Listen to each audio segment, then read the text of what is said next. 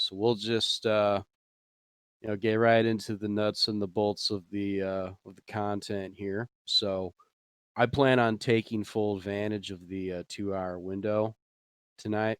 So the first hour, I'm going to talk about character development, kind of the nuts and the bolts of that process. And then for the second hour, I'm going to take questions, answers, kind of go into a discussion if, people want to spend more time covering the subject. Because as you could see from my lecture, it's very deep topic, and I really didn't want to spend a whole lot of time doing it, but I also didn't want to skim through it. So I have had typed up 10 pages in Microsoft Word covering the content across what I consider to be 10 different areas of the topic at hand. So let's go ahead and get right into it then. So I'm not going to read verbatim what I wrote. I feel like that would be doing you a disservice. So I'm going to just kind of paraphrase what I wrote, and then I'll kind of go off on different tangents as we go along here. So I would say, in my experience on Nation Stage, which covers a longer time than I would care to, that character development is something that a lot of people either A, don't appreciate, B, don't particularly care about, or C, think that they're good at, but they're really not. I think that it is a art unto itself. And if you really want to bring role plays to life, then character development is something that, as a role player, you have to make a priority in the creative process.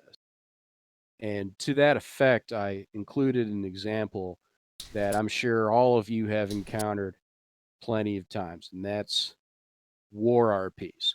We see them every day. 9 out of 10 role plays and international incidents are war RPs.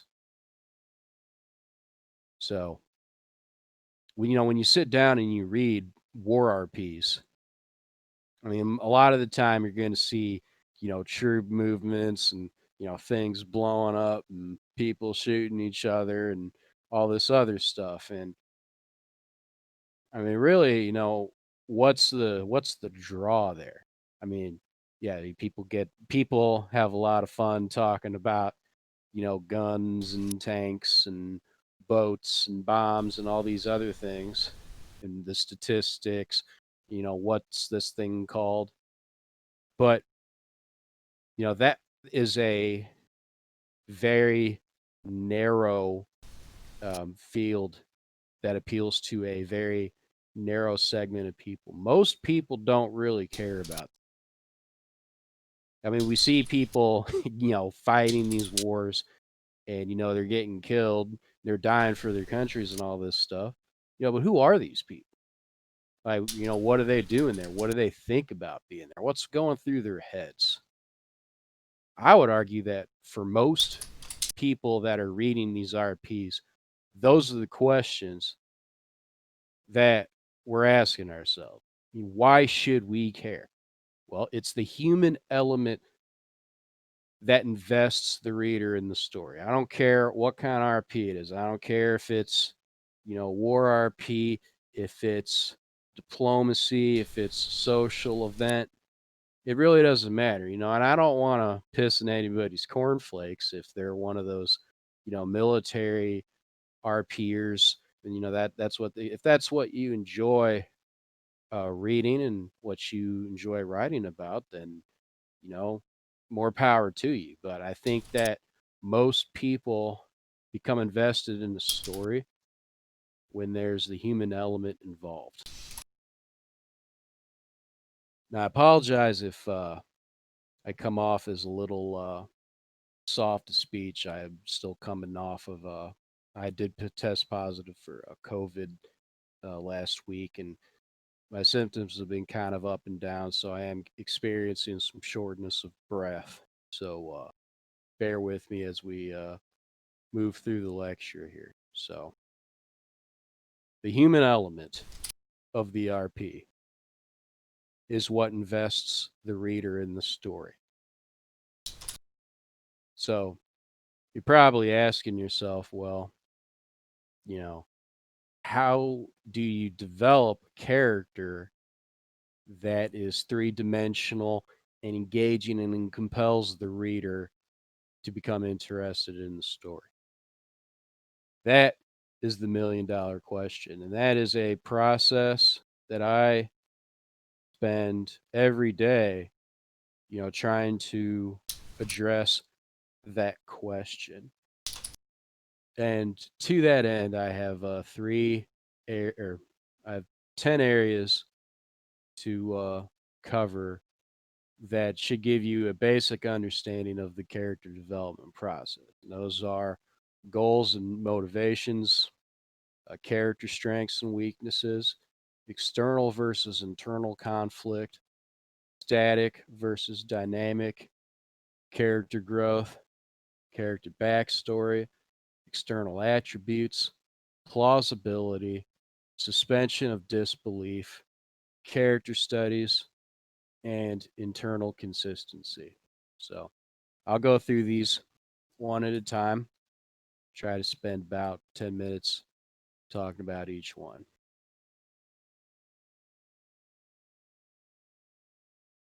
So the first one is goals and motivations. It's pretty straightforward.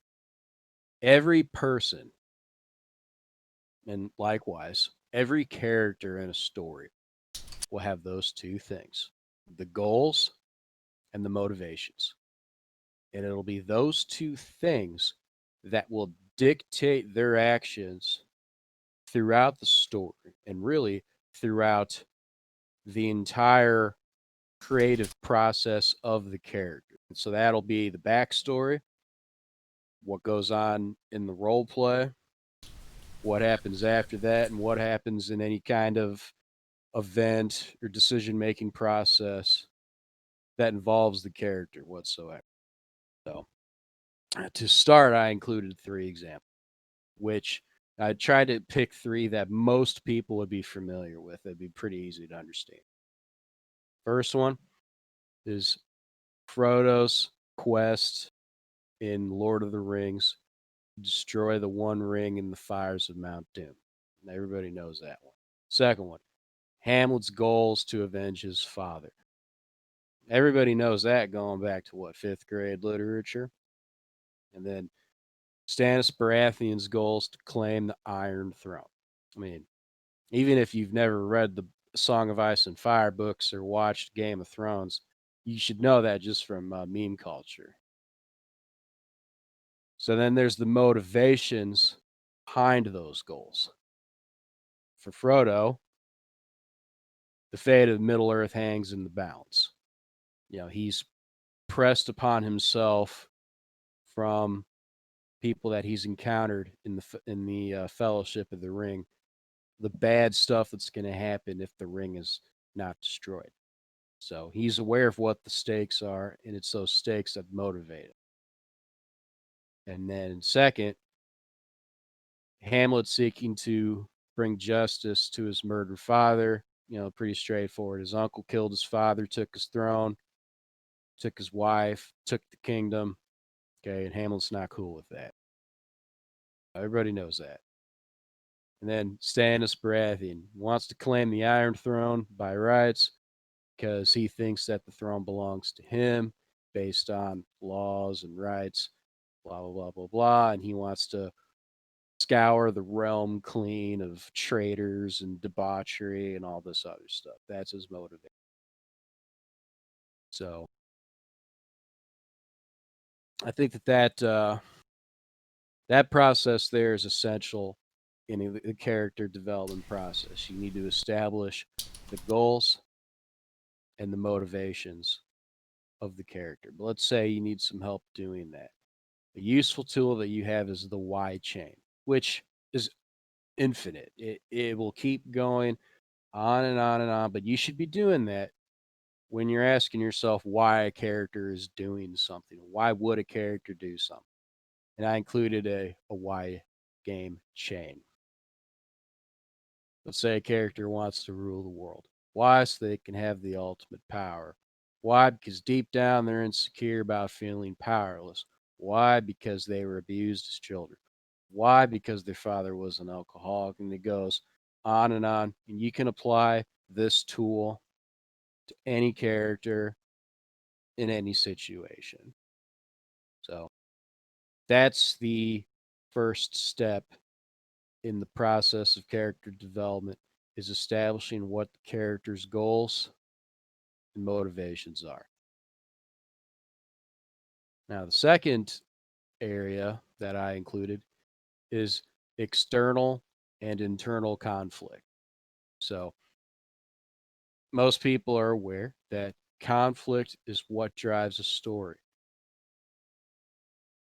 And when it comes to a character, there's going to be two kinds of conflict that they face: conflict that comes from within, and conflict that comes from without. I included a famous example of this in contemporary storytelling in the form of Neo and the Matrix.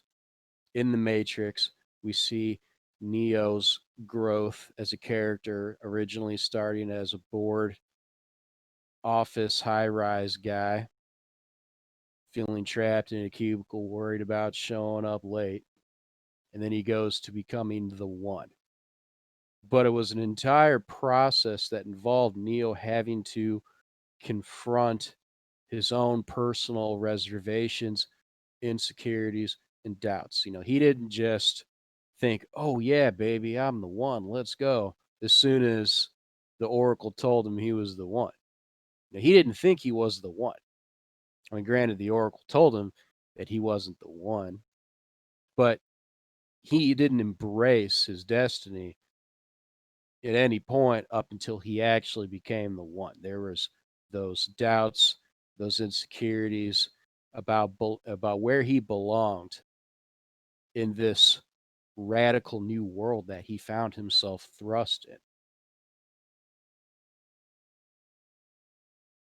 But there was also the external threats that he faced constantly, the threats from the agents within the Matrix, the threats from Cypher, the threats that he faced when he was first awakened, when the machines had him flushed out. So he was struggling with both external and internal conflict throughout the story. And it was really those two things working against him that compelled his character through the story.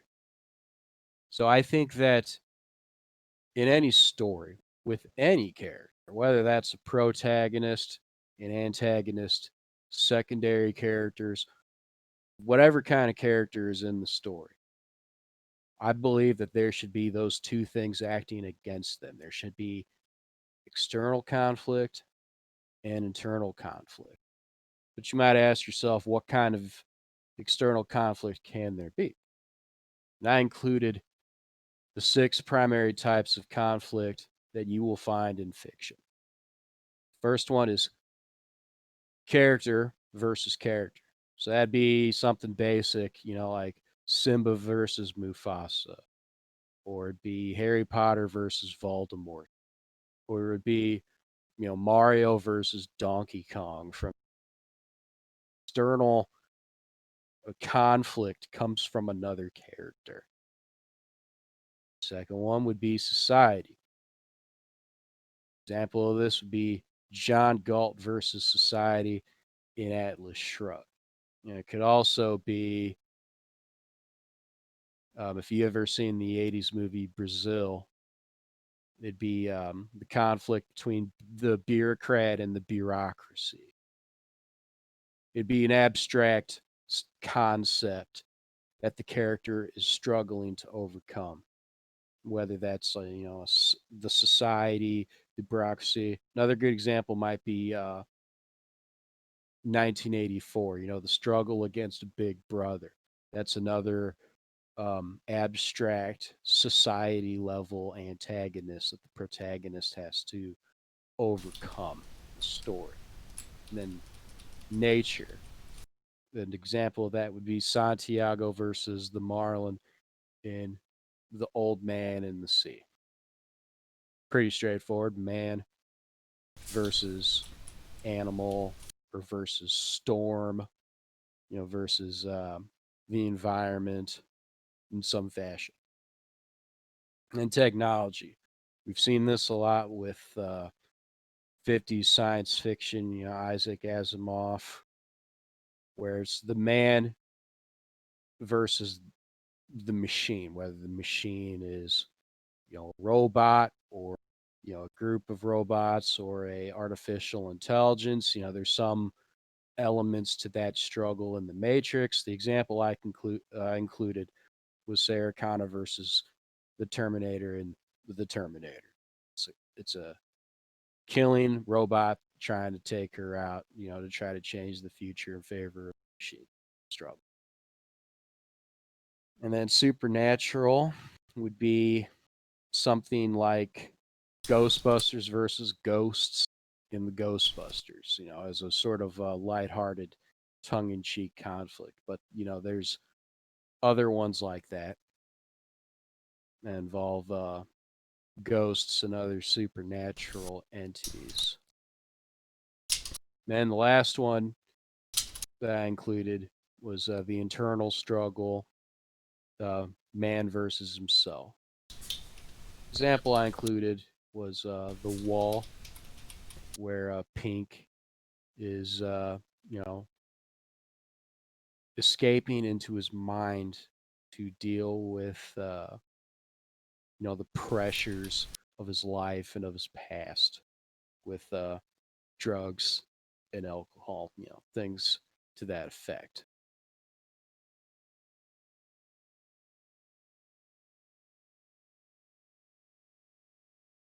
So next area that I wanted to talk about was character strengths and weaknesses. This is one that I see a lot of people on nation states have a really hard time trying to address. I knew a guy that role played a nation where the nation was super competent. It was just a well-oiled machine. He had to make sure that it was super effective. And then the people that were in it were too. It was a nation of super competent, bureaucratic type people that were just very effective at whatever it was that they were trying to do, whether that was diplomacy, administration, statecraft, whatever. They were just, everybody was good at it. And I kept wondering, like, where's the weaknesses? I mean, where are the guys that are just, slacking off in their office and they're taking hour-long lunch breaks instead of 30 minutes, and, they're out there, smoking and, going out to the bar and, taking shots of liquor and stuff. Where is all this? It's just a bunch of guys that are just 110% all the time. But I see that more often than not. You see these characters, that are smart and driven and they're attractive and they're competent, but where's the flaw? Where's the character weakness? Where's the thing that's holding them back? It's the weaknesses that we as the reader are able to relate to in these characters. An example that I included, again from Song of Ice and Fire, was Jon Snow. In many ways, he's the protagonist archetype, but he has these weaknesses that we see throughout the story, and they do hold him back, and they do cause him and the people that he cares about problems. He's honorable, he's brave, and he's virtuous, but he's also naive, he's reckless, and he always assumes that the position that he takes is right, and it comes back to bite him in the ass several times. I'm not going to give away spoilers, but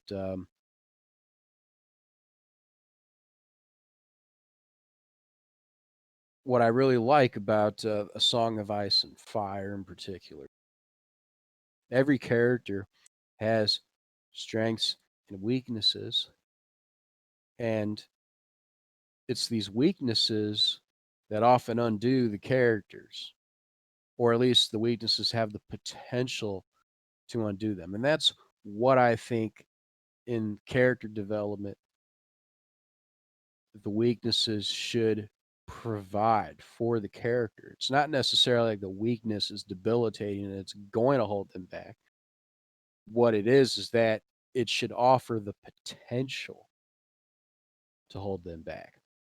It should provide the opportunity for the character to fail, because what that creates, again, besides conflict, which drives the story, but it also provides stakes. I mean, as the reader, I don't want to know 100% for sure that the character is going to overcome the obstacles.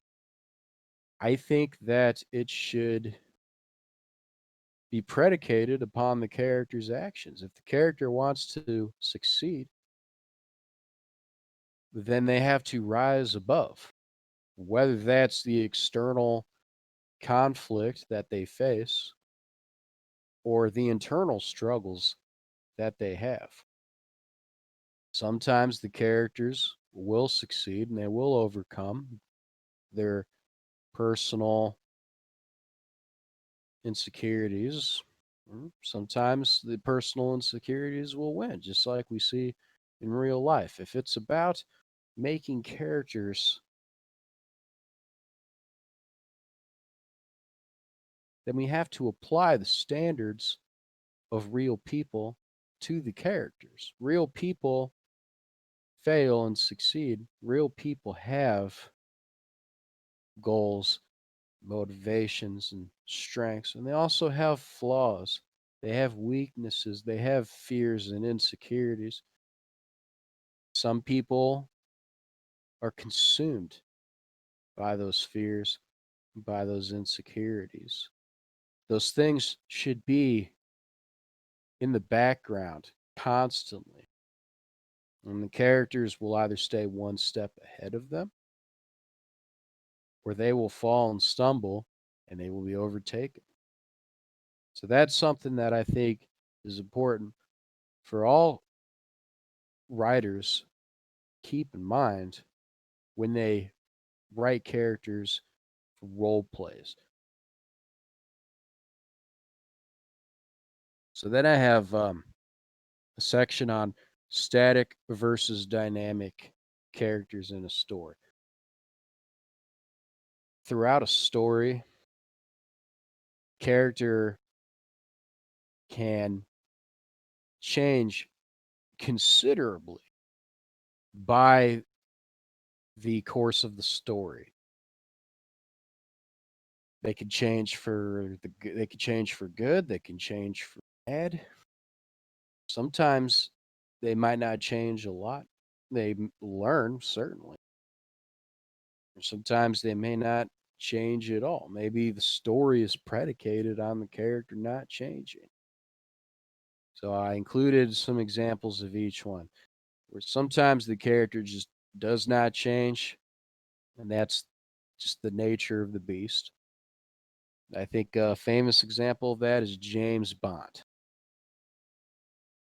Every James Bond movie, every James Bond book, it kind of plays out the same way. James Bond is the handsome, suave spy with all the gadgets and gizmos and all that stuff. And, he goes on this mission, save the world, and beat some mad scientist or some bad guy. And there's pretty girls involved. And, he's hitting on them and he may or may not succeed with them. Usually he does, blah, blah.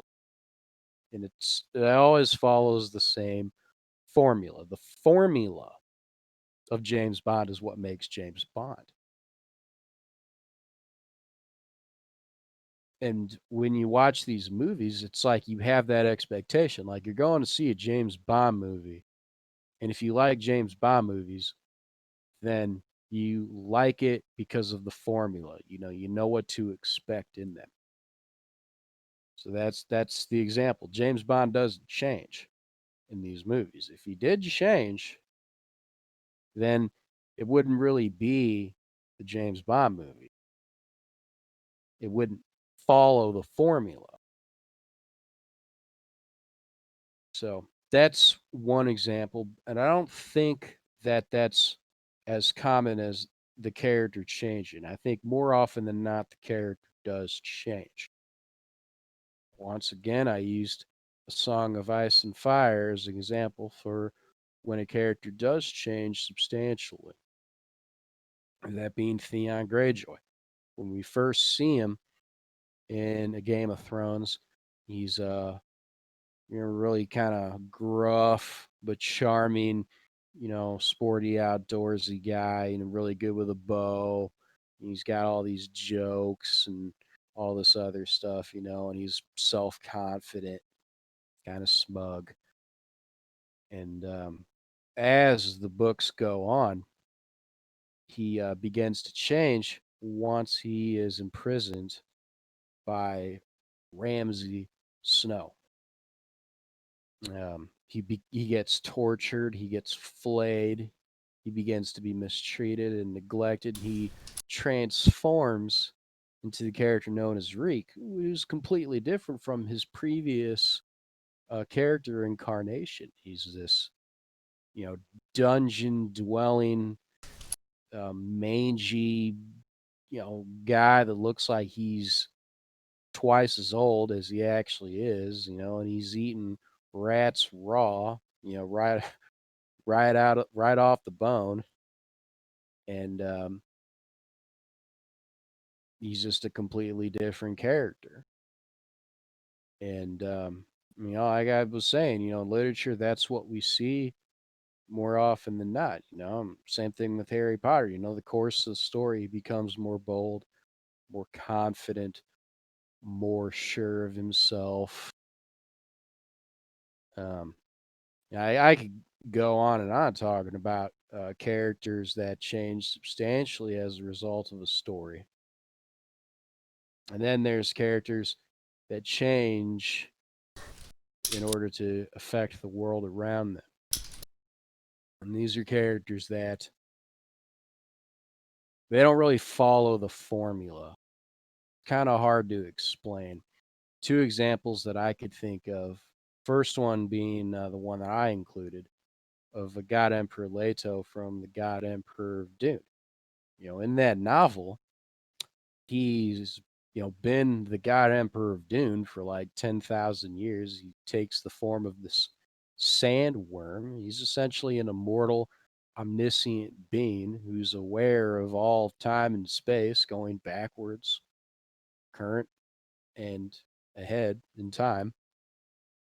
And he's trying to change the world around him because that's really the only power that he has. He's trying to set humanity on this golden path that he's envisioned.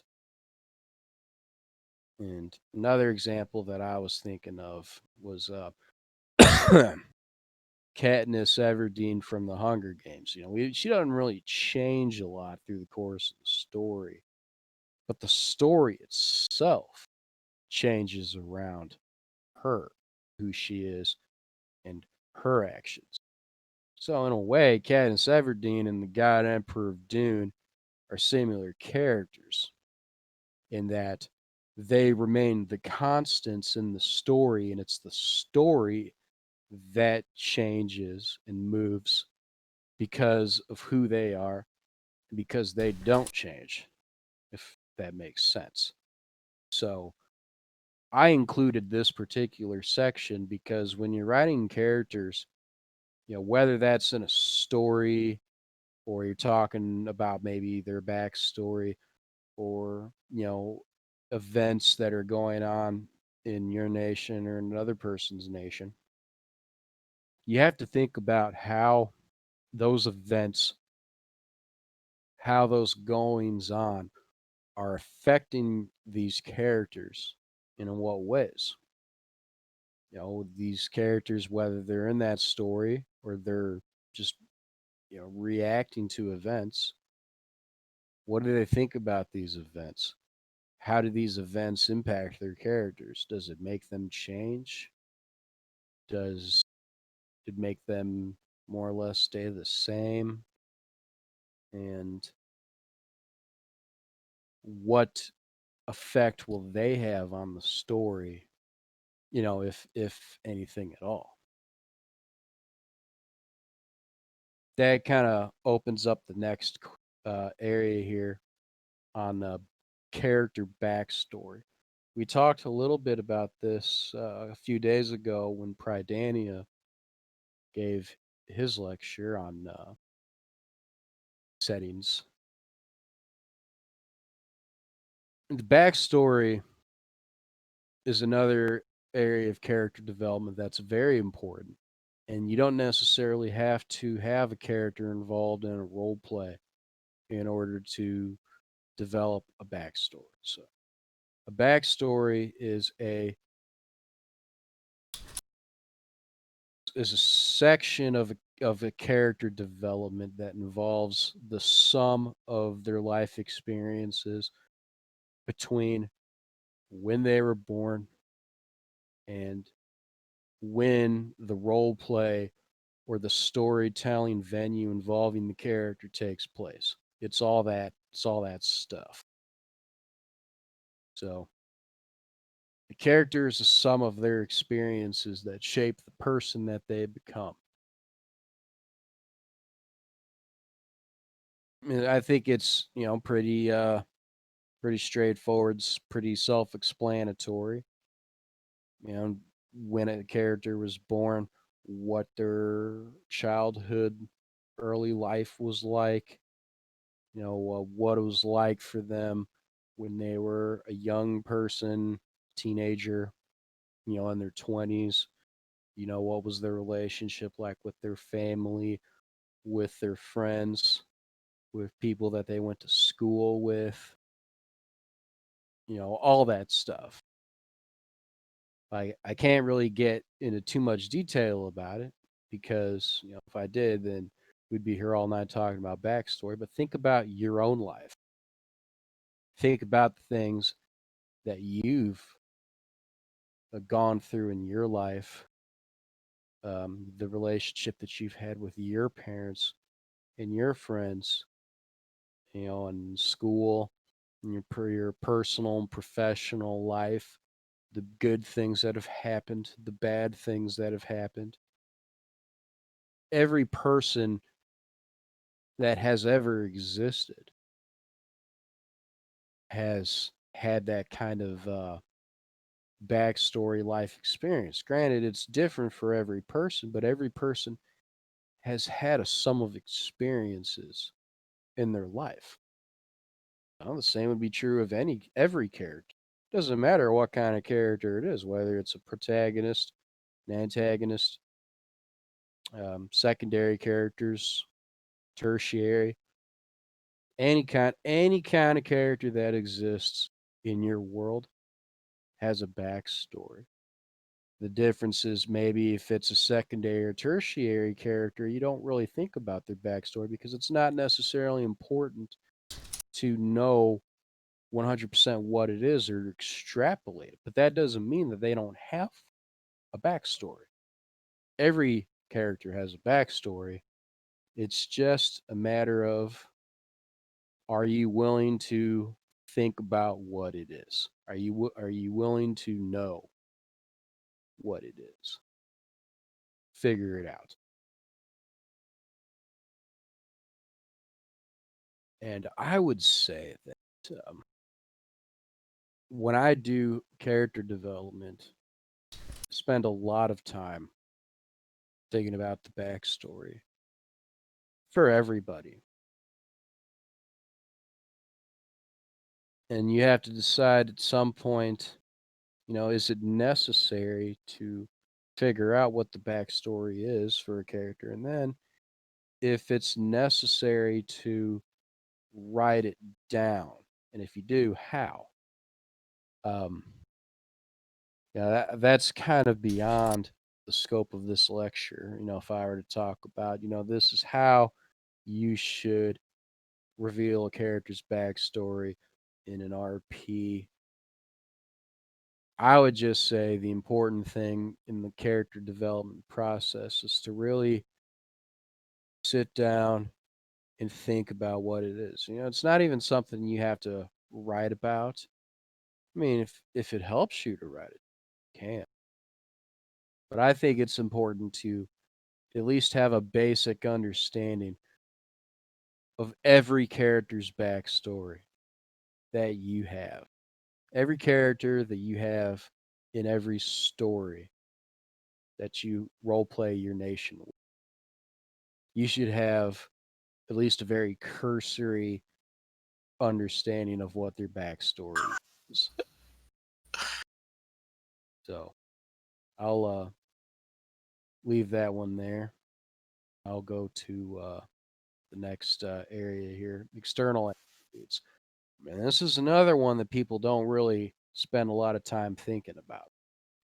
So when we role play these characters in these stories, they have dialogue, they have pretty cursory, basic attributes. But what do they look like? What do they sound like? How do they walk? How do they talk? Do they have anything that sticks out or stands out with them? That's all very important information for character development, because depending on what these attributes are, it could have a substantial impact on the nature of the character itself. In the Song of Ice and Fire, Tyrion is a dwarf.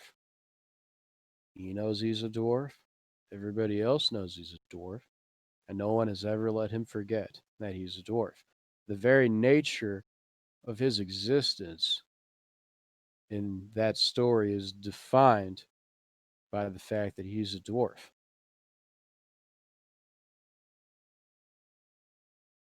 And then there's other examples that I've provided too. Harry Potter and his forehead scar.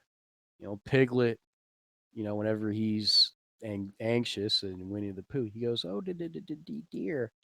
And Stannis Baratheon grinds his teeth.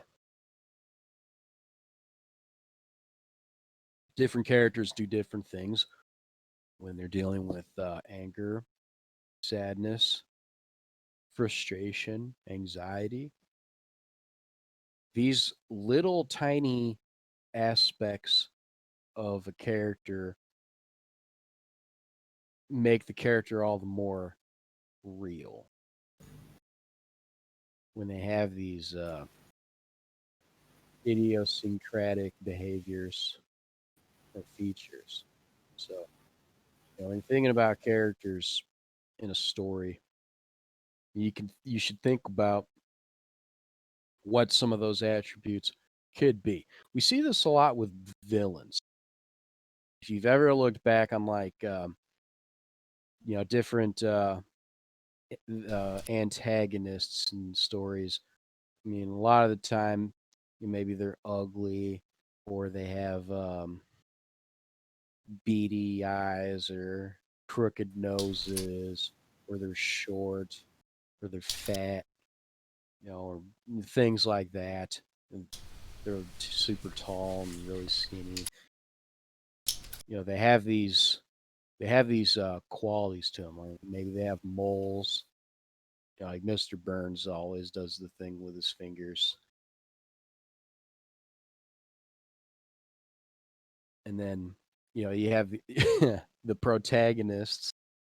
You've seen a lot of stories in the past. They're tall and handsome and gallant and blonde hair, blue eyes. Then all of that. The writer does those things for a reason. They want you to They really want to drive home the point and get the reader to realize that this person looks like this because they're the good guy, and this person looks like that because he's the bad guy. I'm not saying you should do that. I mean, it's certainly interesting when you have. I don't really believe in good guys or bad guys in stories anyway, but to argue the point anyway. When bad guys have the look and the feel of a good guy, and when good guys have the look and the feel of a bad guy, anti-hero, things like that. So definitely think about the external attributes when you're developing a character. A lot of that comes down to personal tastes for the message that you want to convey to the reader about a character. You could look to the external physical attributes to help you carry a message. So then we have plausibility. And this is more of an abstract concept, and I touched on it earlier, where I've seen writers present characters didn't exactly seem realistic for the situation. Here's an example that I've seen on. I remember one time I was writing in a ball thread. This was open to the whole site, and I will never forget it. There was a writer who had their Empress there. Now, if I remember correctly, the Empress was a 16-year-old child prodigy genius character. She was beautiful. She had it was like dark blonde hair or something, and she wore all these beautiful clothes and all this other stuff. She was basically supposed to be this wonder kind of humankind. So I had some characters that I was writing about in this ball thread, and they crossed paths with this child prodigy genius empress. And it was really funny because the character in the dialogue, she said, "Oh yeah, I'm a genius and I'm so cute," and blah blah blah blah blah. Like that's how she was projecting this. But the issue was nothing the character did or said conveyed the supposed fact that she was a genius. I had the writer telling me, "Oh, this character is a genius."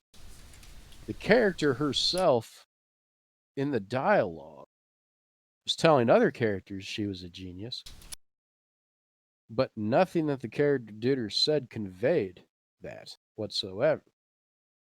And I've encountered that a fair number of times where a writer will try to present the character's attributes as fact, but what is actually seen is not interpreted as such. So if you really want to convey your character as a certain way, then the best way to do that is to convey it through the text. Show, not tell. That's what I believe plausibility in character development is all about. You have to show the reader what you're trying to convey in terms of the character's qualities and personality, and essentially convincing the reader that this character is all the more real.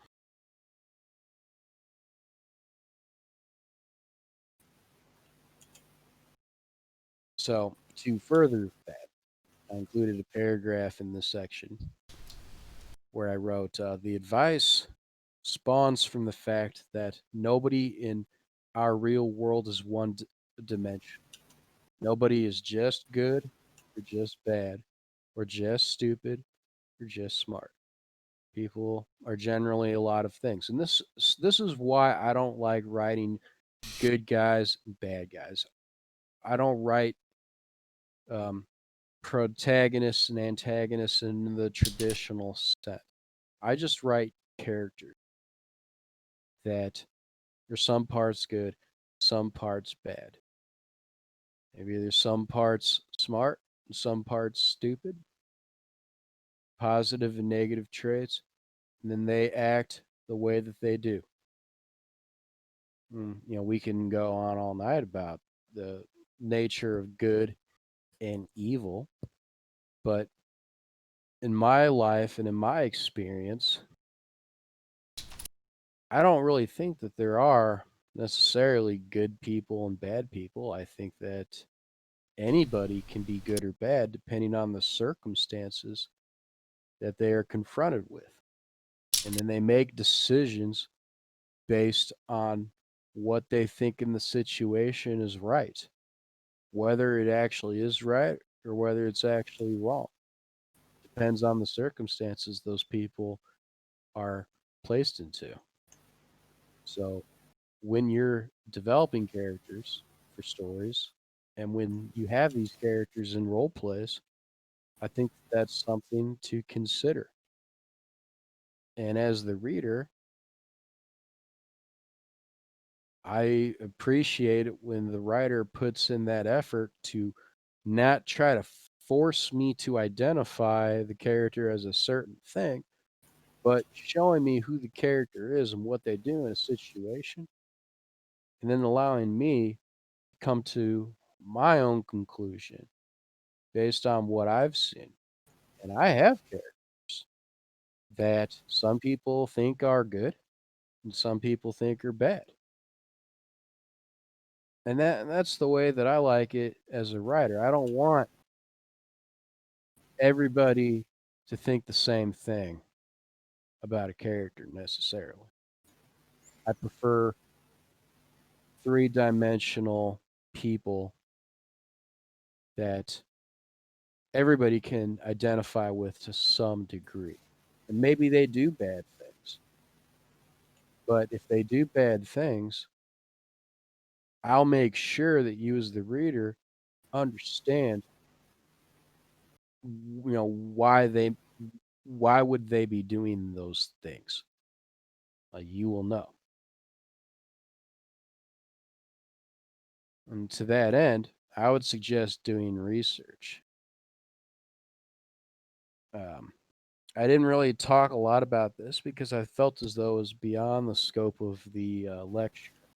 But human psychology is probably the most important research you can do into character development. Learning about why people do the things they do, what their internal rationale is, whether that's the subconscious or conscious desires or motivation by fear or insecurities, so on and so forth, things of that nature. So I would definitely suggest if you're interested in developing more three-dimensional characters to do that type of research and see what you can learn from that field of study. So then the next one is suspension of disbelief. Now this isn't necessarily limited to character development, but it is important. When you write a story and you have characters in the story, the reader has to be able to suspend disbelief. In other words, the reader has to be able to believe that what is happening in a story and that what characters are doing is realistic to the character. That this section right here is why people hated The Last Jedi. The reason why people hated The Last Jedi so much, in my opinion, and probably the main reason why I didn't really like it, is because the way that Luke Skywalker behaved in the movie broke my suspension of disbelief, suspension of disbelief of many other people. And I'm not saying that, by any means it was a bad movie. And, I recognize that people like it for sure. But, for me, anyway, when you have characters that are well established throughout the course of a story, you can understand what their actions may be given a situation. When Luke Skywalker confronted Emperor Palpatine in Return of the Jedi, when he did that, he said, "I will not strike you down." And even after he fought Darth Vader again, cut his hand off, he still threw his lightsaber down, said, "I will not succumb to the dark side." We were able to anticipate that course of action from Luke Skywalker. The course of his story led up to that final confrontation. So, in terms of suspension of disbelief, you have to, as the writer, understand that this character's actions, the things that they do, the things that they say, how they'll react in any given situation, it all should be consistent with what the character would actually do in that situation. I cannot tell you how many times I have been in role plays with people where they will write characters and all of a sudden the character will do something that there's no explanation for why they would do that. And then I would ask the writer, why did the character do this? And the writer never gives me an example that's based on the in character body of work. What they'll say is, "Oh, the character did this because I wanted them to. The character did this because I needed them to do that, or because that's what I liked." Well, guess what? You don't exist in character. You're not God. You are the man who winds the clock. And then once you wind the clock, you step back and you watch the clock tick. As the writer, that's what you are. You set the clock, and then the clock ticks itself. When it comes to characters, that's the way the characters should progress in a story. And I've gotten in so many arguments with people about this. As recently as a month ago, with someone that I'm close to, that I work with rather frequently, they try to tell me, "Oh, the character's bad because you want him to be bad." No, that's not why the character's bad. The character is bad because of the in character circumstances and the character's backstory that have led them to be the way that they are. What I want's got nothing to do with it. Now, as the writer, you create situations, you create events.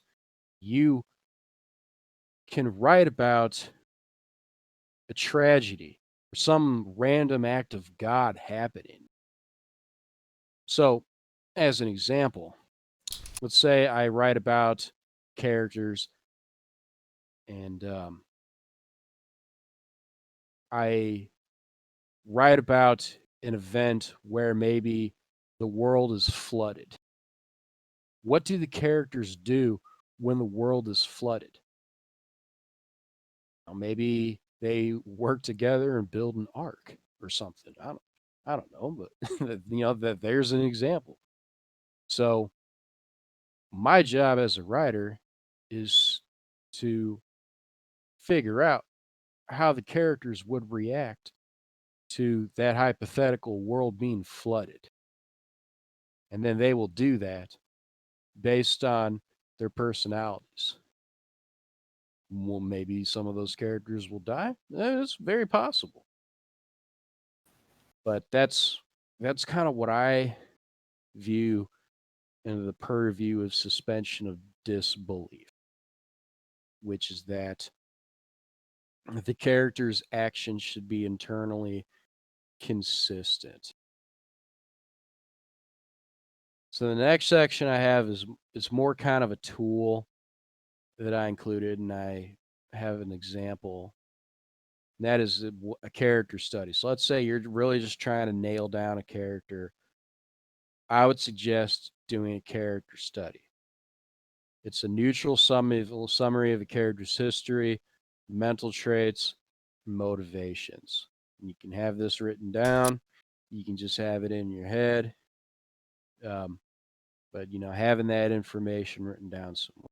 So an example that I included is for the Emperor of Ghant, which is Ghant being my main nation.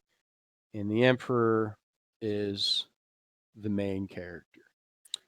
So, everybody that reads my work or is familiar with it knows about this guy, has different opinions about him.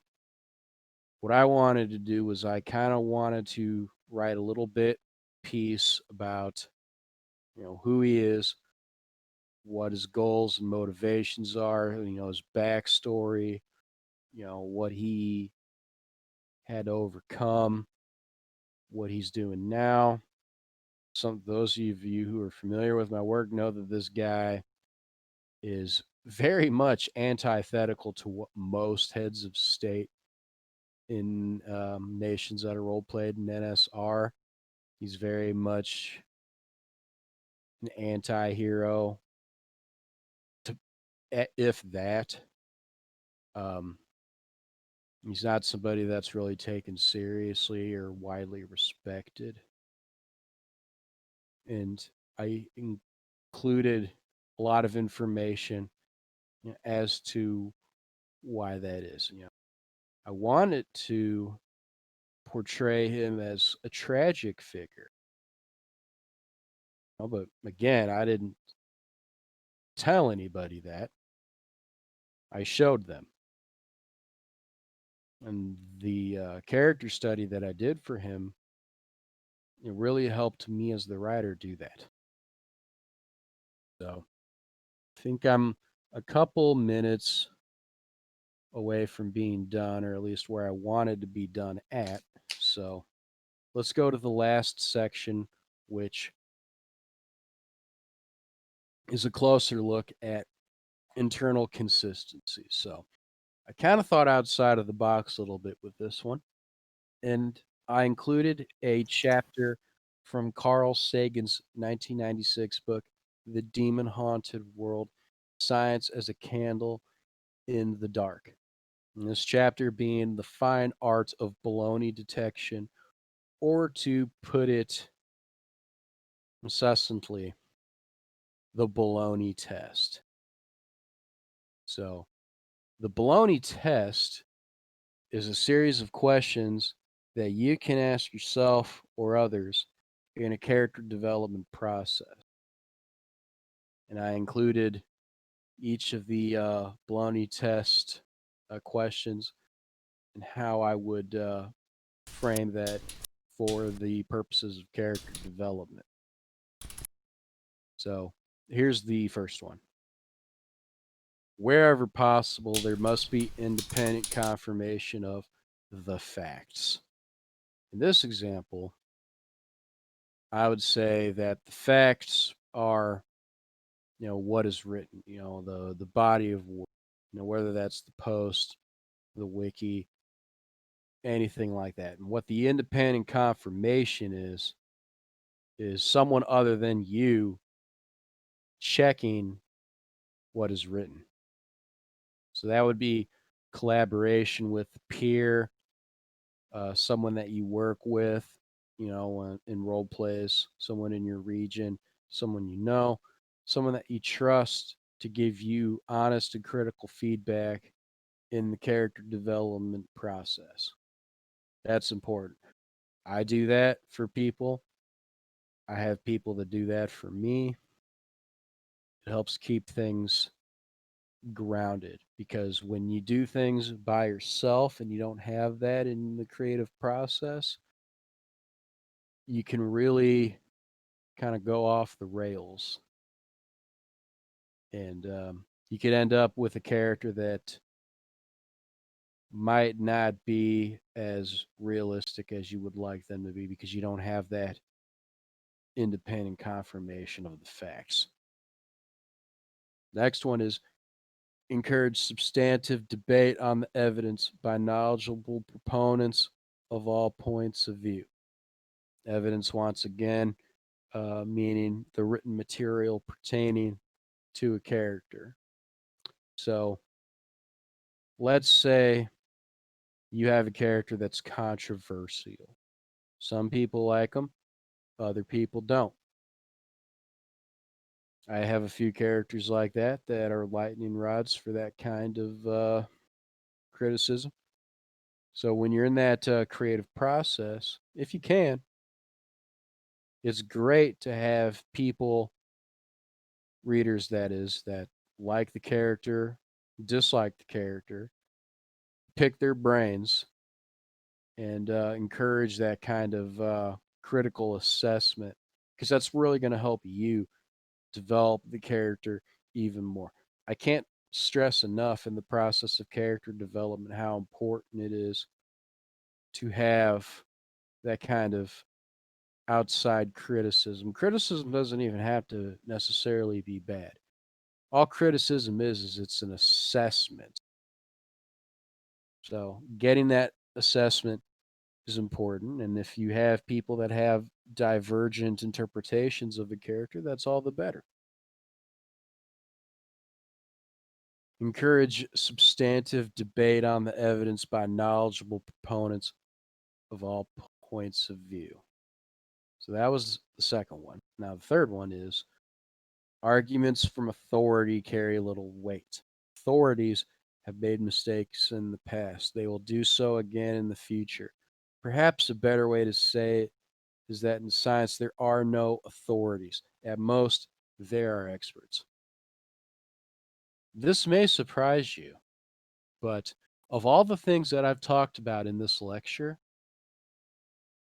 the arguments from authority carrying little weight is the thing that's probably got me,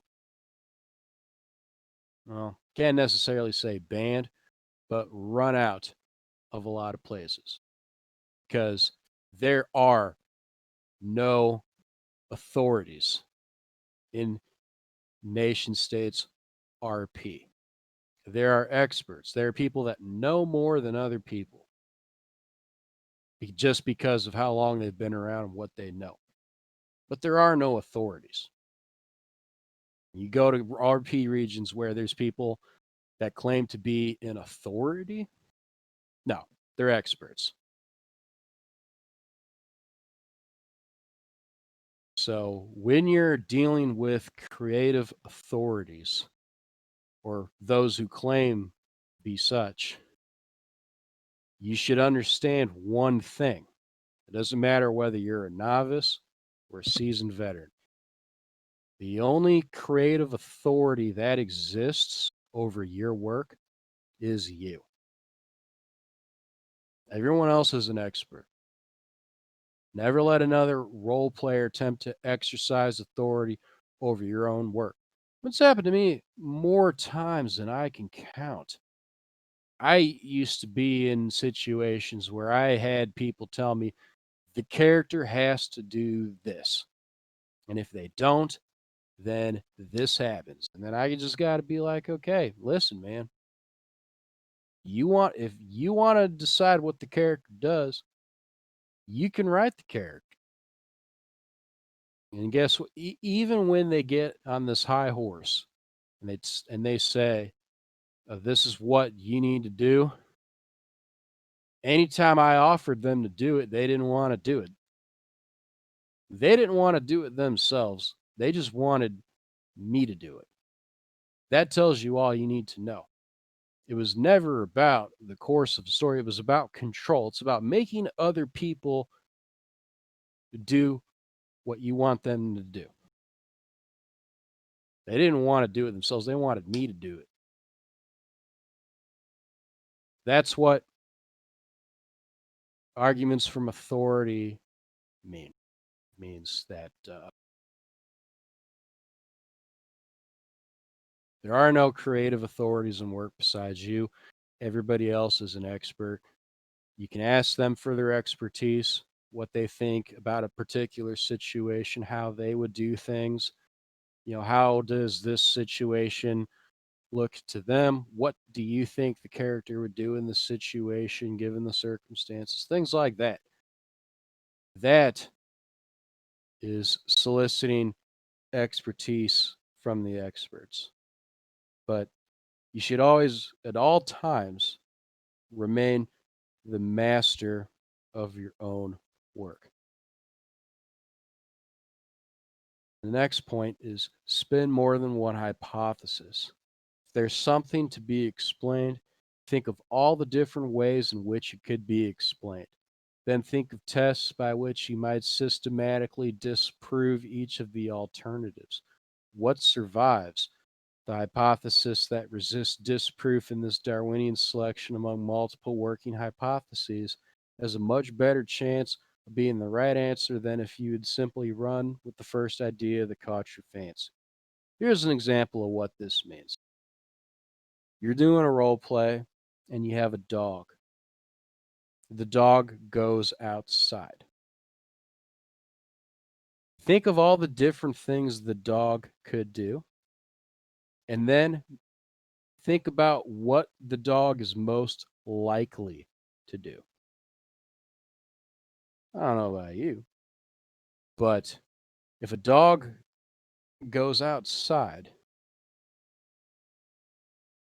I think it's realistic to assume the first thing it's going to do is pee on something.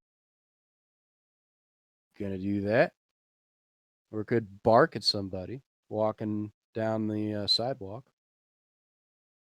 Think about it in terms of that. In a role play, there's always situations and circumstances. Character can react to those situations and circumstances any number of ways. It's your job as the writer to think about what those possibilities are and then narrow those possibilities down to what the most likely thing is.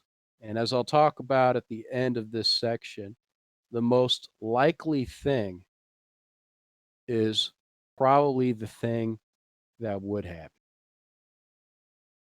Then try not to get overly attached to a hypothesis just because it's yours. It's only a way station in the pursuit of knowledge. Ask yourself why you like the idea. Compare it fairly with the alternatives. See if you can find reasons for rejecting it. If you don't, others will. So, with this one,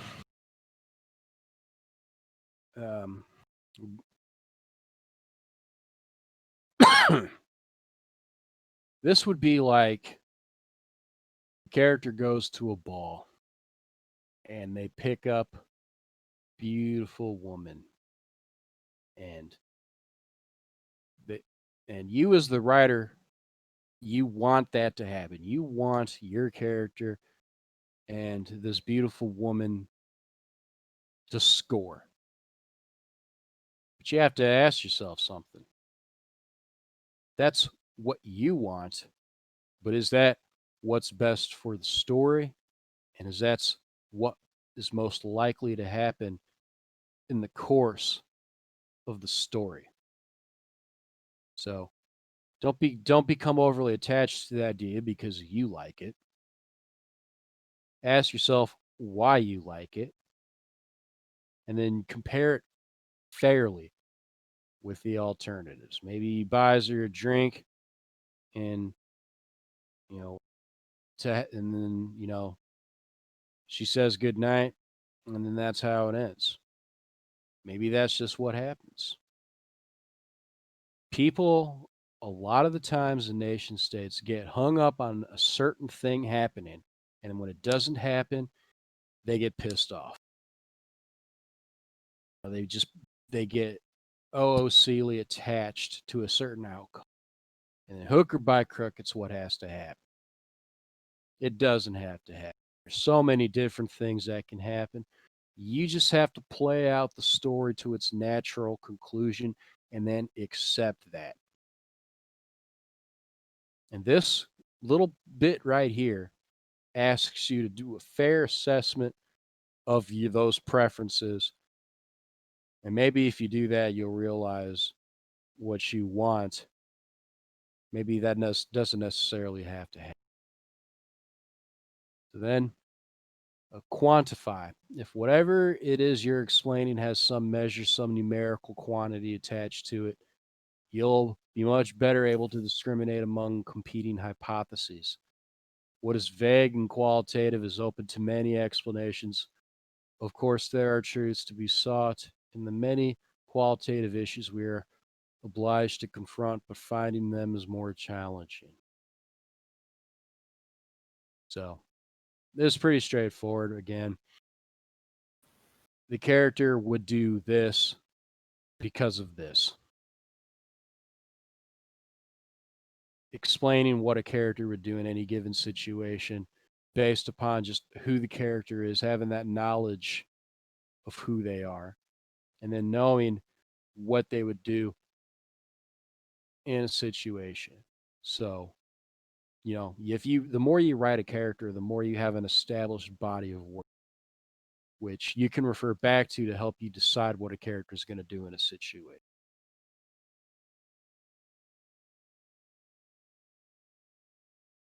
If there's a chain of argument, every link in the chain must work, including the premise, not just most of them. Again, this is referring back earlier to what I said about a character should do the thing that makes the most sense for the character. Well, that should be 100% of the time, stretching all the way back to when the character was first able to exercise volition. The whole chain of a character's actions, decisions, and choices needs to be consistent with the character or in their experiences. The next one is Occam's razor. The conventional rule of thumb urges us that when faced with two hypotheses that explain the data equally well, to choose the simpler of two. The simplest of multiple explanations is more often than not the best one. I use this every day in my writing circle when I'm working on characters with people and we try to figure out what the best path forward is. You apply Occam's razor. The simplest solution is the best one. I mean, even in our personal lives, I think most people go through life applying Occam's razor to their actions. This is what the character would do in this situation, given what has happened to them in the past. It's a simple question that provides a simple answer. That was the final section. I went over a little longer than I wanted to. But that's kind of what I would consider the nuts and bolts of the character development process are. I'd like to thank everybody for following along and listening to me. It was a little bit of a struggle to stay talking and being audible with airway restriction and all that stuff. So we have another 45 minutes. I'd be happy to take some questions and provide answers, or if you want to have a discussion on character development, I'd be more than happy to facilitate. I think in the meantime, I'll just kind of go over some stuff. And if you have any questions, feel free to type them in the lecture hall text, and I can answer them on voice chat. Well, I think we're about to get one from my old pal Mad Jack. Well, I'm very glad to see, by the way. I didn't know he was in here.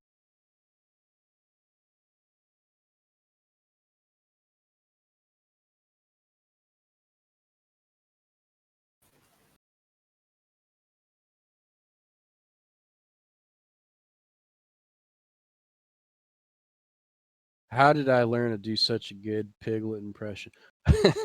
when when I was in school, I did a lot of voice impressions. I guess it was just something that I was good at.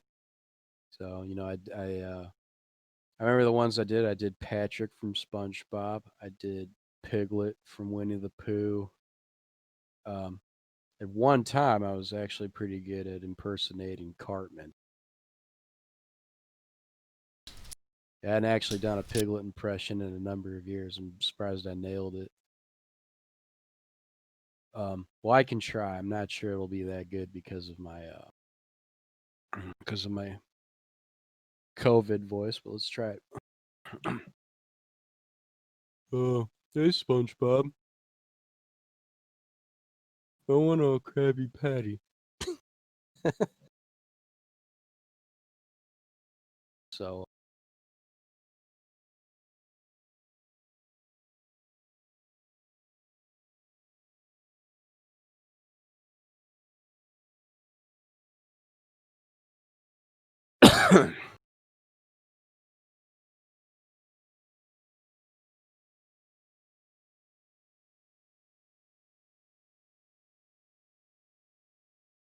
what is happening? Um, question and answers to put it lightly.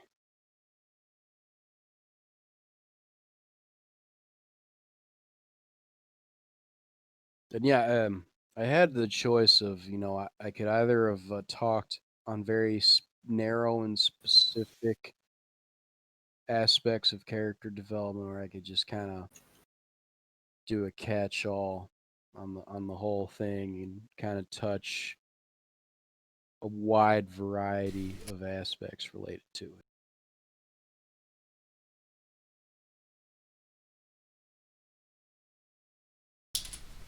Okay, let's see. So, how do you develop characters within the context of role playing when there's not much for you to respond at a glance? Are you saying respond in a role play? Because I would say that most characters that people have on NS will be used for more purposes than just one RP. So it's a matter of having the characters developed before you enter the RP. And then when you enter the RP, you kind of just go off of what is there. I have a really hard time with some of that. Like I know exactly what you mean when you're in a role play and there's not much for you to respond to. So what I would do is I would write about the character, give them an interesting kind of introduction to the story.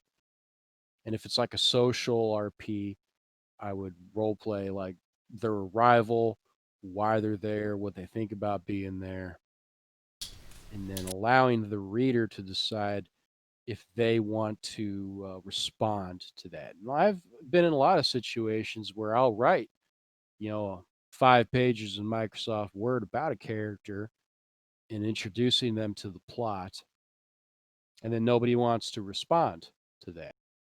Even if nobody responds to that written piece of work is still there. I did work for the character and it is there in this thread. And that will always be there. That written information will always be there. That information that you provided for the character is always going to be there. You have the option to build on that in the future in another RP that maybe will be more promising. So, Aldar's softball question: who was your favorite character to develop? That's tough. I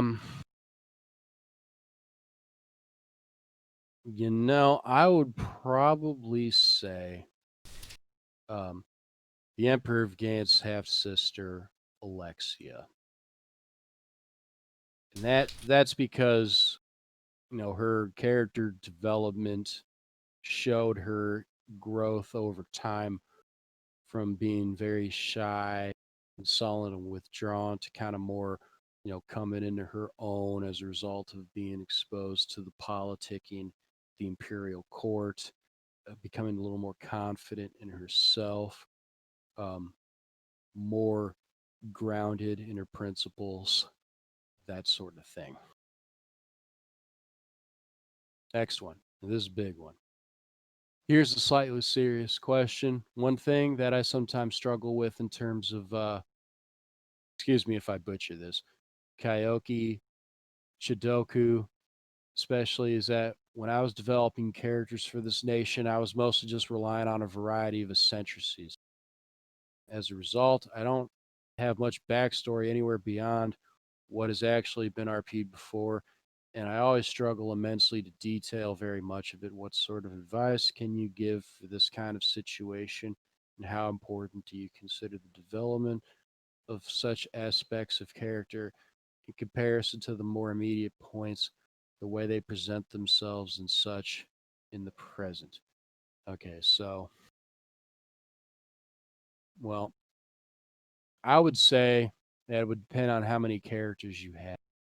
But let's say you have under 20. Then at that point, I would catalog these characters in a document, like maybe let's say a Google Doc. And I would start with just writing down one paragraph for each character. And in this one paragraph, you would just summarize what they are like, which is the easiest thing you could do because you have these characters with these eccentricities, so you know what they're like. So you write this paragraph for each character about what they're like, and then once you have that written down, you go character by character and you ask yourself, why are they the way they are? You apply the why test to each character. So let's say you have a character that, let's see, an eccentricity. So you have a character that pulls their hair out when they get angry. Why do they get angry? Why do they pull their hair out? Why do they do this? Why do they do that? That will help you build the backstory for each of these characters, I think. Or at least that's what I would do. Because I've been in situations like that where I have characters where I don't really know much about who they are, where they came from necessarily. I just know what they're like. So once I know what they're like, then I can figure out why they are like that, if that makes sense. When you develop a character, where do you start? Would you recommend the order you have listed in your lecture? Um, you know, I think not necessarily sure that I would go in the exact order that I have in the lecture. I think what I would start with is the first section of goals and motivations. I would think about the very basic, what does the character want to accomplish and how do they want to achieve that? And then I would think about their backstory. And how I would apply that in my work is I said I would give a shout out at some point, but the Crown Prince of Ghant is the Emperor of Ghant's oldest son and heir. He's also named Nathan, and his nickname is Bebe. So with Bebe, he's a very bad child. Spoiled, he's arrogant, he's rude, he's entitled. He's all the things that you do not want a sovereign to be, but is nonetheless. He's not just like that because I thought it'd be fun RP, or I thought it would be cool, or I wanted to role play a bad guys. No, it's none of that. Bebe is bad because his father is a degenerate. His mother enables him, and his mother's family props him up to be the promised child of the empire, when in fact he's just a spoiled brat who's been used as a pawn by his mother's family to advance their ambitions in the Empire, and his dad is a poor role model who doesn't give a shit to be a productive father and show his son how to be a man. That's why Bebe is bad. That's the only reason why. It's got nothing to do with what I want to do. It's got everything to do with the circumstances of his life that have led him down the path that he is walking right now. So, if that's what I would do if I were to develop a character more or less from scratch. I would think about what they're like, what their goals and their motivations are, and then why they are the way that they are. If you do those three things, you're well on your way to having a three-dimensional character that's going to knock the socks off of anybody that reads what they do in any given story. I'll also say this while we're waiting for the next question. I didn't spend a lot of time talking about this, but I'll dedicate a few minutes to it while we wait for the next questions, which shouldn't be waiting for too long. That is that I've seen a lot of writers on NS write characters as either a wish fulfillment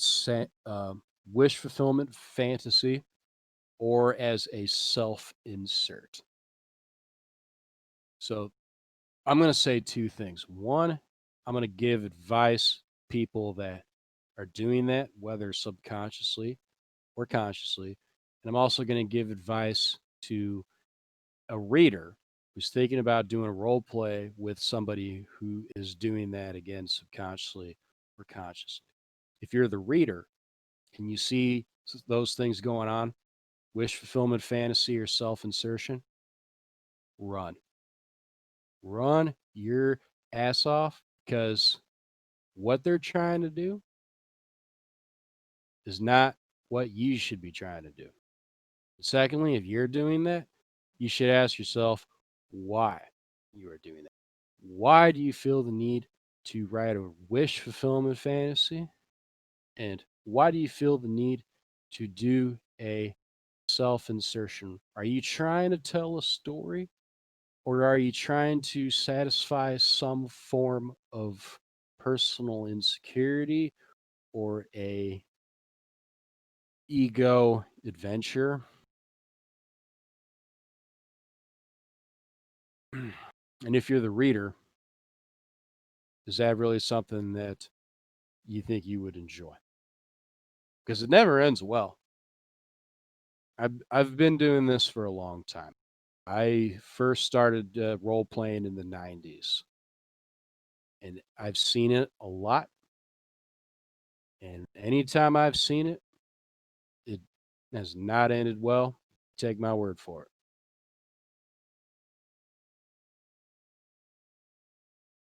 I thought I saw some people typing.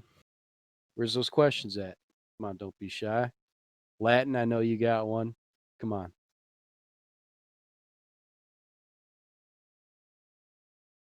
Oh, I see him now. Had to scroll down. Okay, let's see. What techniques would you suggest for organically building / introducing a character in RP where it doesn't feel like you're making the reader read a personnel file? Okay. Well, I think in that sense, personnel file thing relates to info dump. We all know what the infamous info dump is. When you're introducing a character to a story, you should 100% avoid the info dump, because a little pinch of mystery, I think, is important. You don't want to tell everything there is to tell about a character in an info dump. So you'll either want to spread it out over time and think about different ways that you can provide information about a character to the audience. Think about when you've watched movies.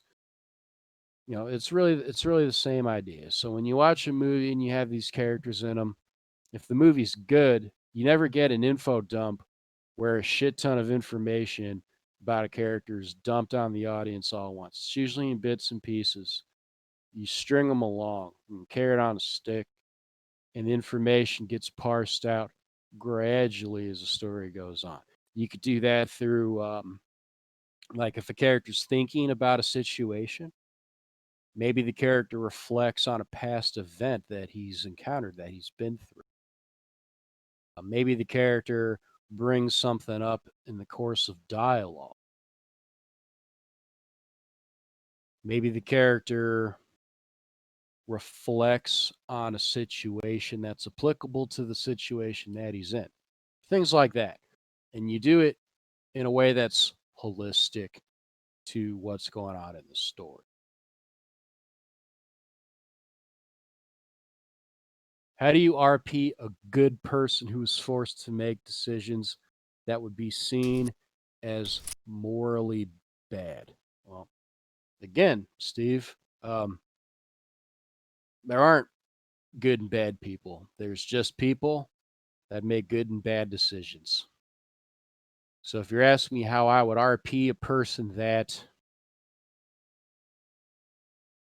the reader could objectively say is a good person who's forced to make morally bad decisions, you have to build that up. So you have a character that is supposedly a good person. The first thing you have to do is you have to show the reader what makes them good. Like, what do they do? I mean, are they, let's say, they have a house with a white picket fence.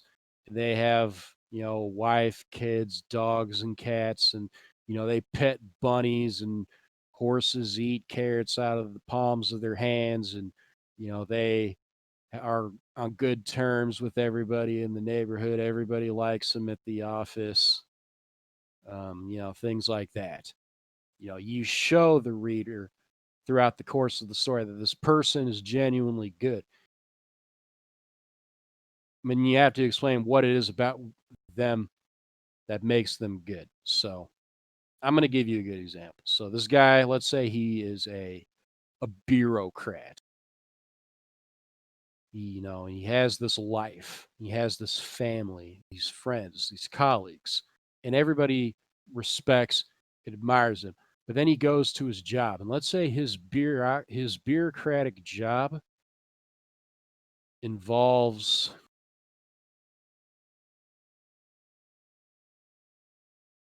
executing people. His job is putting people to death.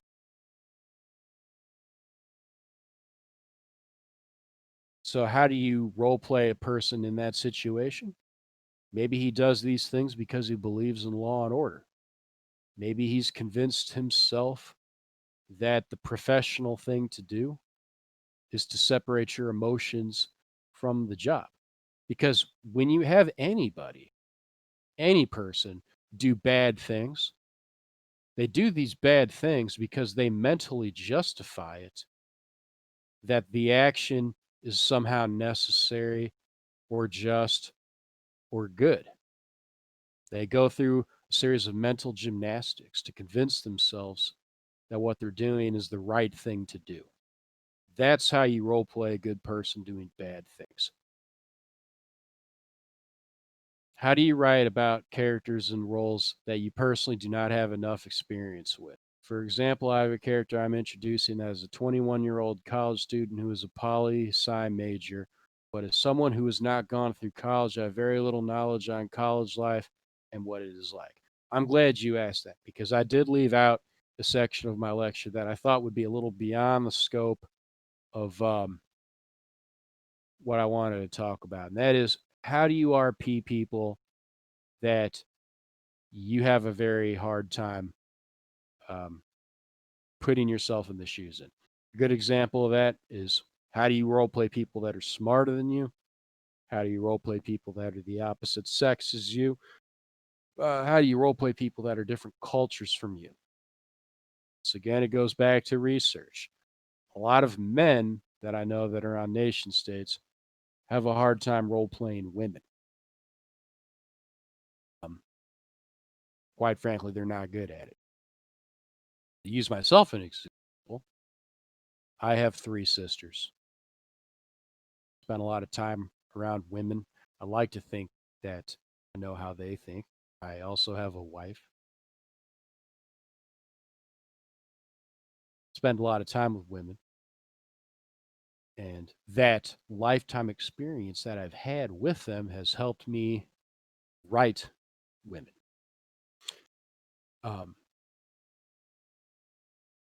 If you're writing about a college student and you yourself have not been to college, I would say that, again, research is key.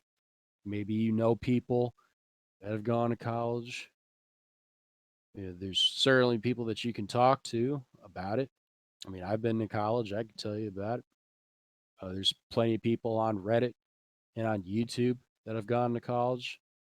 They can tell you about it. I mean, yeah, you certainly, to some extent, have to be willing to do the research.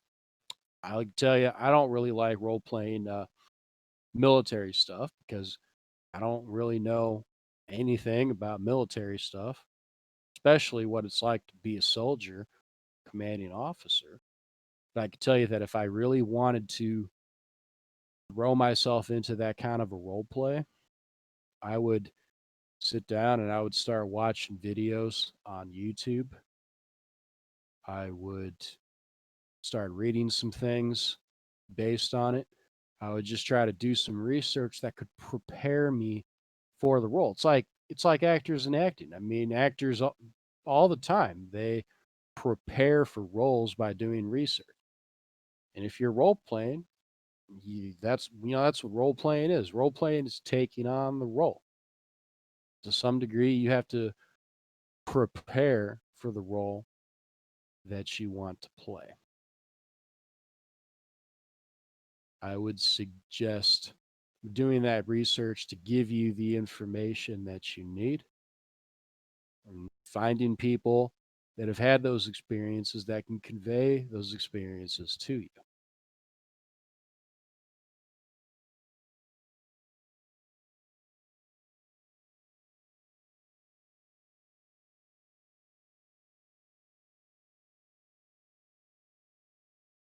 You're welcome. I wanted to talk a little more about good people doing bad things because I think that in the scope of character role playing, that's just something that we see a lot. The idea of there's good people and there's bad people, and the progression in a character arc of good people doing good things, bad people doing bad things. But it can sometimes go the other way. I mean, I've been in role playing situations as the writer and as the reader where there's been good characters that have done bad things, and then bad characters that do good things. And as the writer, I've also presented characters that most people that have read them would agree that they were bad. Like they're just bad guys. And then I would, as the story goes on, I would challenge the reader's perspective and their point of view to try to maybe convince them through what I write that maybe the bad guy was the good guy all along.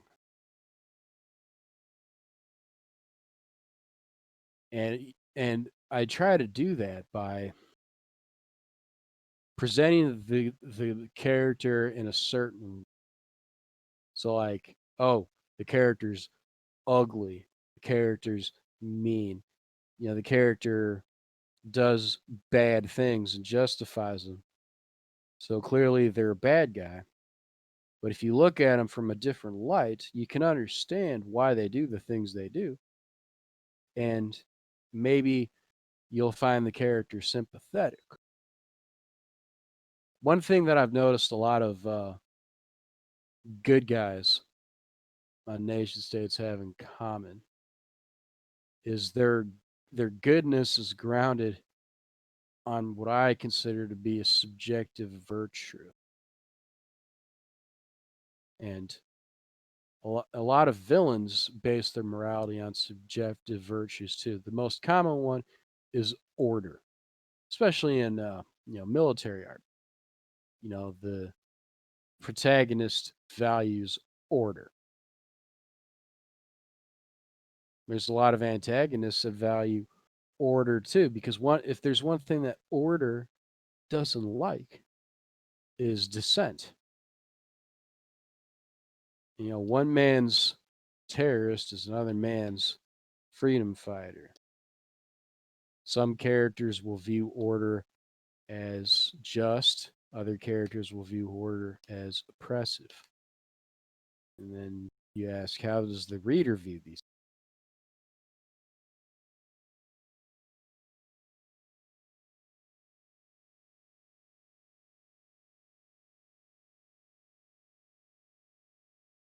But anyway, I maintain that in any situation,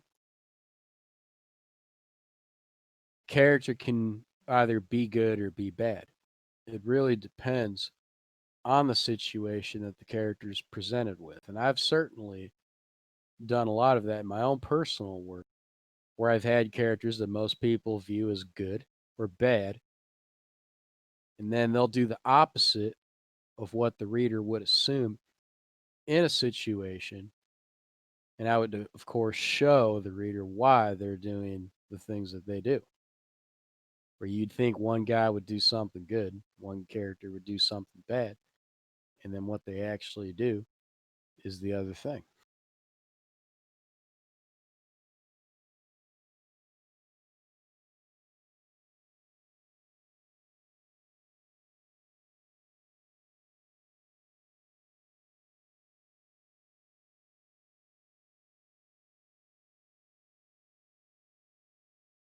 What are some of the most common mistakes NSRPers make in the process of crafting background stories for their characters?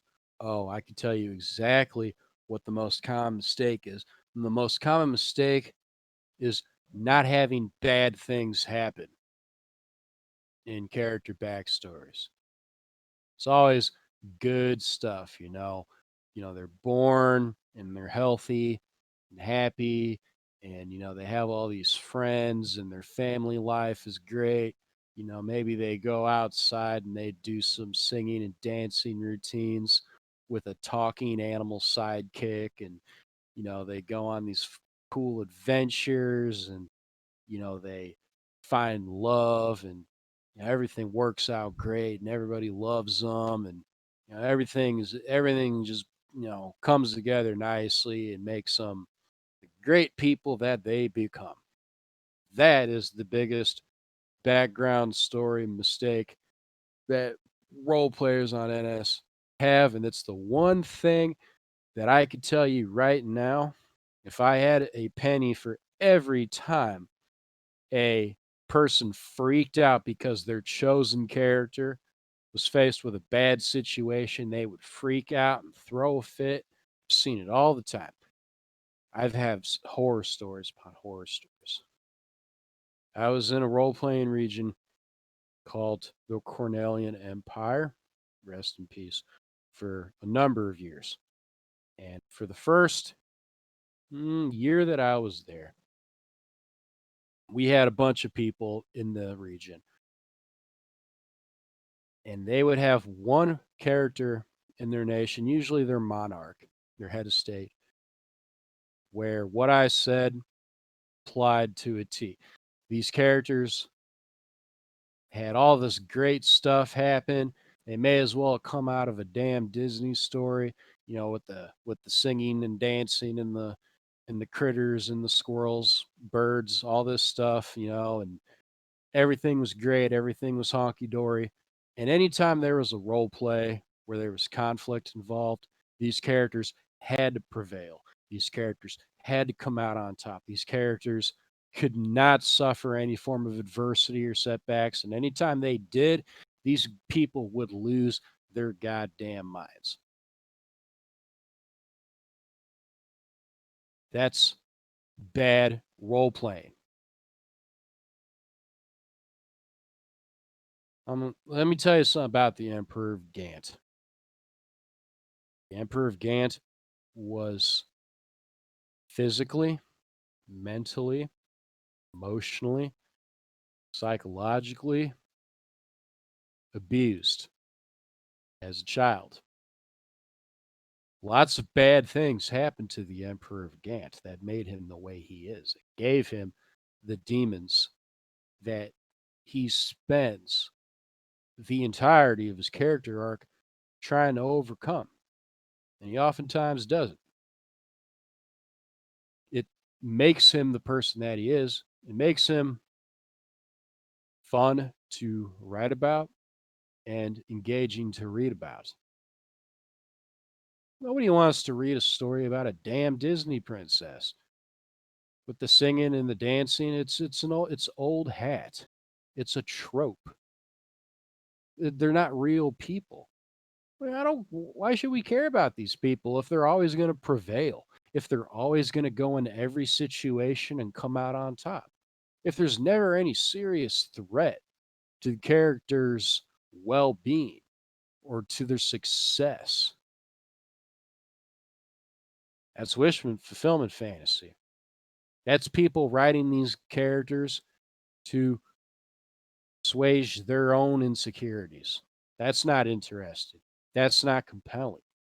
That is the most common mistake NSRPers make in the process of crafting background stories. Bad things happen to people. Bad things happen to everybody. It doesn't matter who you are. You could come from that suburb with the white picket fence, two cats, two dogs, the nice green lawn and the neighbors that say hi and bake you jello cakes every Saturday afternoon. Bad things happen in places like that. There's skeletons in the closet. There's demons hiding under the beds. There's funky stuff under those carpets. It's that way everywhere. With every person, there's bad things. You have to be willing to write about those bad things. Those bad things have to be acknowledged. It's part of the human experience. And the human experience is what you should be trying to harness as the writer.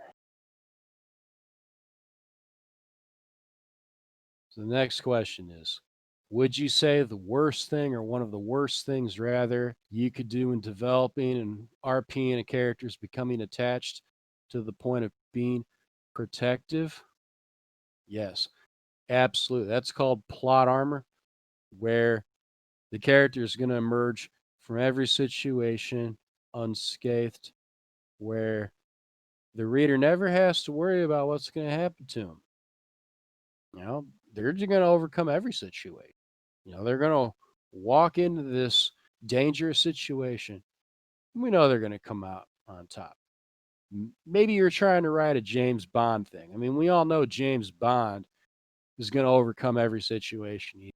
That's the expectation that we have as the reader for when we read James Bond. And when we go and see a James Bond movie, we know that's what's going to happen. We know James Bond's going to. That's the whole point of a James Bond movie. We know what's going to happen. There's a formula. So maybe you're writing according to that formula, and that's what the readers can come to expect. And the people that you're collaborating with, that's what they come to expect. Maybe that's what your goal is. I don't know.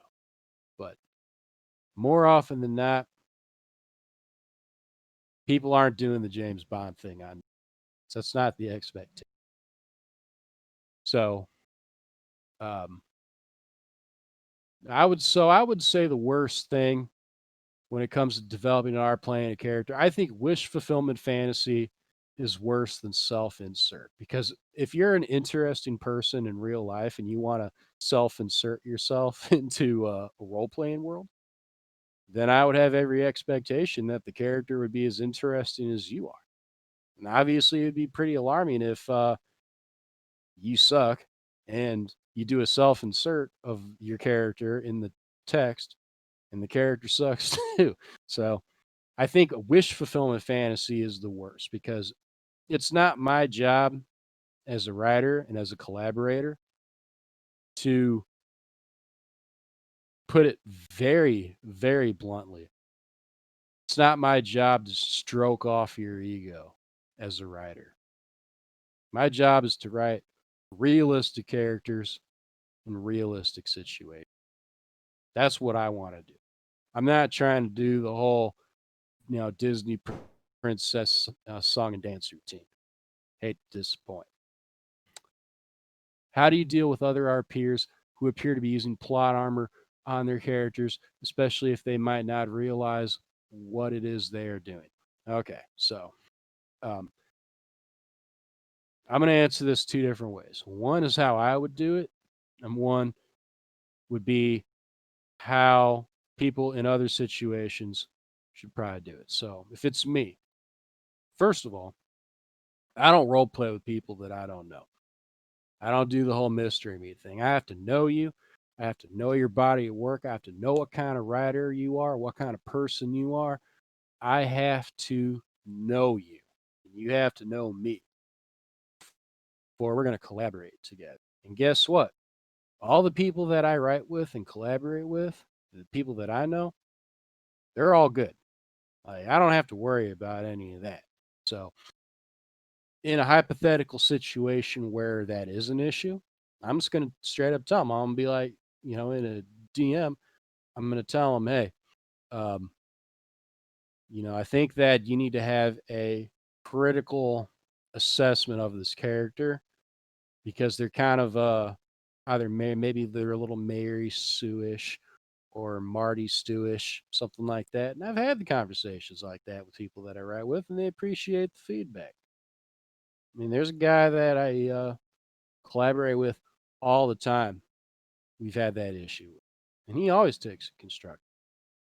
And that's what's important, is being able to receive that feedback constructively. Now, let's say you're just a random Joe Schmo. You're maybe you're a novice and you're role playing with somebody that you don't really know very well, and you're encountering that problem. I would say pull them aside and tell them about it. And then there's one of two ways they're going to react. And then you respond based on how they respond. If they respond constructively and they're like, okay, yeah, I see what you're saying. I'm going to address that. Thank you for bringing it up to me. Then, you keep going with them. You keep working on that with them. But if they get defensive, and they feel like they're being personally attacked, it's time for you to hit the road, man, because what they're trying to do and what you're trying to do are two different things.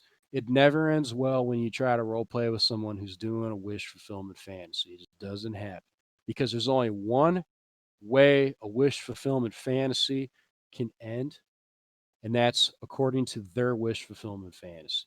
That's the only outcome that they're going to accept. So get out as soon as you can, because the longer you stay in a toxic or dysfunctional role play, the more it's going to screw up your reputation. It takes years and years and years to build a great reputation on nation states. It takes one bad role play, one bad role playing experience, one bad region to destroy that. And it takes years to overcome that. And I'm speaking from personal experience. Don't mess with that if you don't have to. Don't take those chances. It's not worth it. How do you deal with other role players who like to role play stock characters a lot instead of well-rounded characters? Um, the first thing you have to acknowledge is not a lot of people role play characters in RPs. They just don't do it. Just don't care. Just not something they're interested in. And I've made the argument very unsuccessfully for a number of years that nation states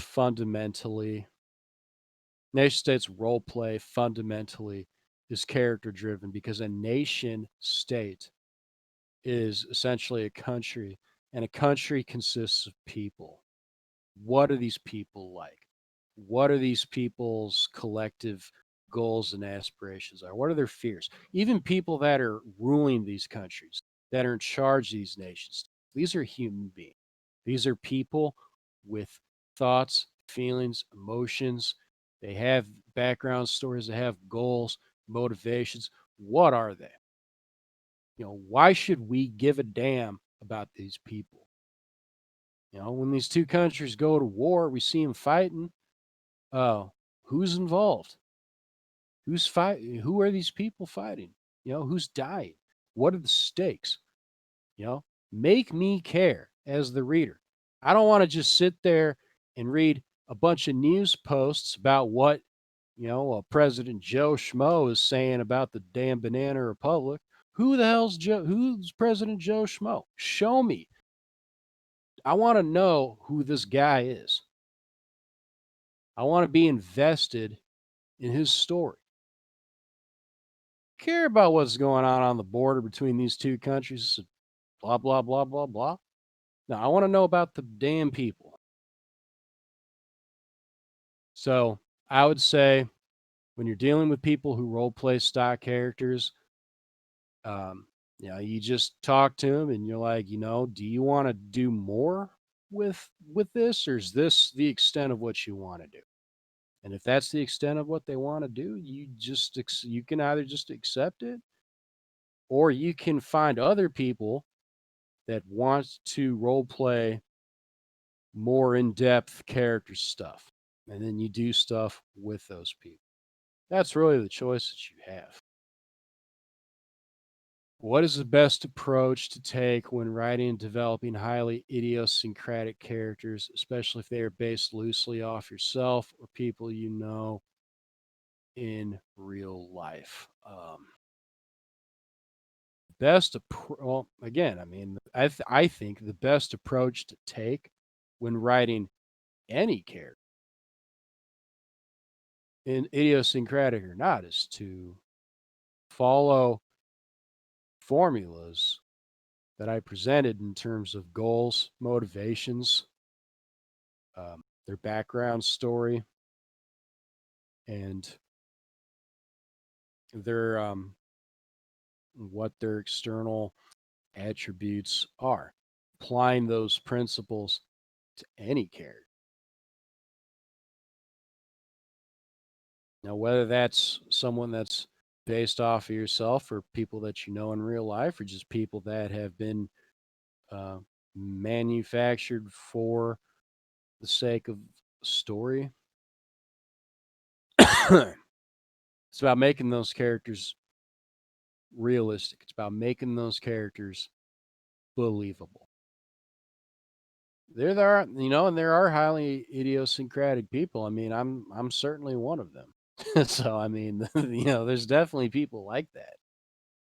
So there's bound to be characters like that too. But I would say that to some extent, the more idiosyncratic they are, the more responsible you become for explaining why that person is highly idiosyncratic. To use myself an example, I'm highly idiosyncratic because of my backstory, because of things that have happened in my life that explain why I'm so idiosyncratic. Same thing. Every character is the way they are for a reason, because of something that made them the way that they are. That's what I think the best approach to take is with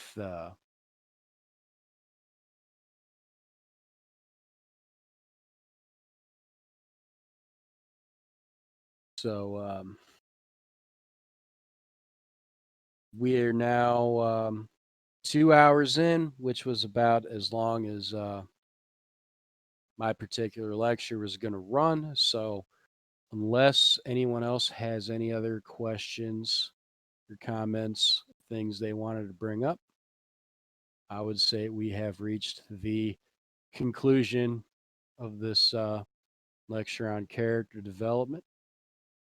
Thank you, Ollie, for being here, and thank you, everyone, for being a part of this 2-hour event. I appreciate everyone who listened and commented and asked questions. And I hope that the contents of this lecture will help you in your creative endeavors with character development. Thank you.